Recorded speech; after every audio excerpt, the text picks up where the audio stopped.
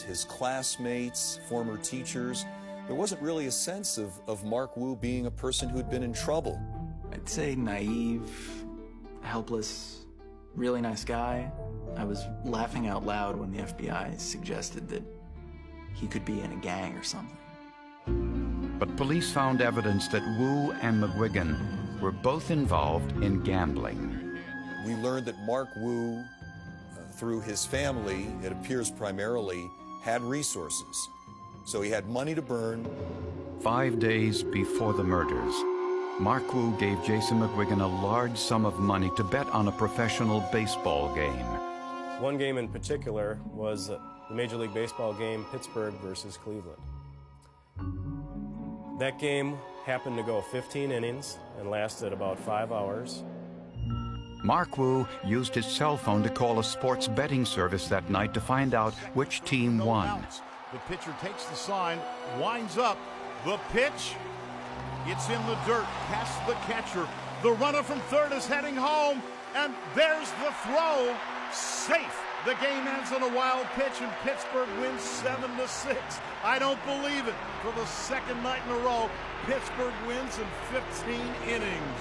According to friends, when Mark realized that he won, he couldn't contain his excitement. Wu is ecstatic. He's screaming. He's excited. 17 grand. I won 17 grand. When Mark Wu asked Jason McGuigan for the $17,000 he had won, he learned for the first time that Jason never placed the bet.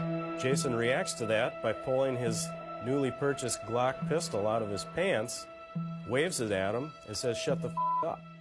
There is, in fact, no bet placed. Nothing documents that Wu had any money put down. Jason did not have any money put down.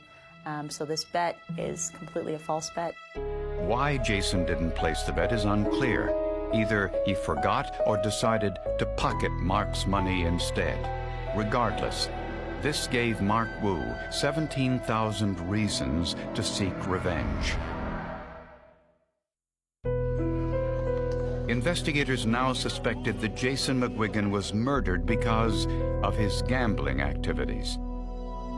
In Jason's personal files was evidence he placed bets through Olympic Sports, an offshore betting agency in the Caribbean. He would call in and they would tell you the lines, the spreads, and what the picks were on those games, and he would then place bets on those. Gambling agencies set up shop outside the country to circumvent U.S. law enforcement. All of his bets throughout his entire account history with Olympic Sports were made by telephone. Olympic Sports records all incoming phone calls, and the reason they do that is just in case somebody has an argument over whether or not they made a bet or did not make a bet, they've got some kind of proof to back up what happened. When police listened to the tapes, they heard someone else on the phone with Jason. Win 100 on the win. Okay, I'll place my bet on... The voice sounded like Jason's friend, Mark Wu. And it was clear that Wu was also betting big on sporting events. You have Jason actually taking over, grabbing the phone in some manner, because you can hear the voice change on the tapes. You can also hear him in the background telling Wu what to do. So you can see that McGuigan is really sort of the mastermind behind any of this gambling that's going on. I'd like to know who the pitchers are for the baseball game, Atlantic at New York. No, Atlanta Braves. Yeah. Should be Maddox and Glavin. Maddox and Glavin? Yes, sir. I'll place my bet on... Risk 100. Risk. He bet on baseball, and he didn't know what he was doing. He didn't know pitchers' names. He didn't know team names. He didn't understand the odds. He really had no idea what he was doing. An investigation into Mark Wu's finances revealed a telling piece of information.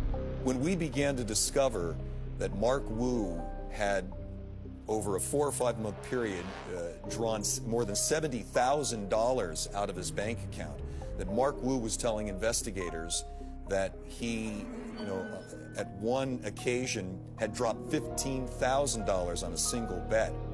And investigators already knew there was a disagreement about the baseball bet, and that Mark Wu believed Jason owed him $17,000. So it tells us that there's definitely some money issues going on between the two of them, and they're very severe in nature. Mark gave police permission to search his apartment. They found no bloody clothes or weapons. But in the parking lot was the second vehicle Mark Wu owned. This one was silver, like the one seen following Jason McGuigan the afternoon before the murders. Inside was the owner's manual for a Glock 9mm pistol, like the one missing from Jason's apartment, the same caliber weapon used in the murders. Ballistic expert Bill Newhouse compared the shell casings from the murder scene to the ones provided by the manufacturer when Jason purchased the weapon.